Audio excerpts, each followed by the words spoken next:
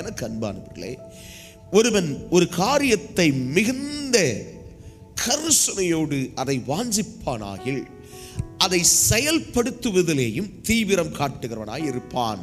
ஆமென். அதே மாதிரிதான் கர்த்தர் நம்ம கிட்ட நாம வசனத்தை நம்ம வாழ்க்கையில செயல்படுத்த தீவிரம் காட்டுறோமாங்கிறத பார்க்கிறாரு. அல்லேலூயா. வசனத்தை ஒருவர் வாசித்து வாசித்து இருதயத்தை நிரப்புறோம் பாருங்க. இதுதான் நான் விசுவாசத்திலே ஜெயம் எடுக்க, நான் விசுவாசத்திலே கர்த்தரோடு நிற்க, எந்த காரியம் வந்தாலும் இங்க பாருங்க, போதிக்கிற நான் பக்கத்தில் இருக்க முடியாது, ஆனால் அவர் இருப்பார், ஆவியானவர். அப்போ அந்த ஆவியானவர் வசனத்தை எடுத்து பேசிட்டார் வைங்களேன், எங்க இருந்து ஒரு சமாதானம் வரும் தெரியாது.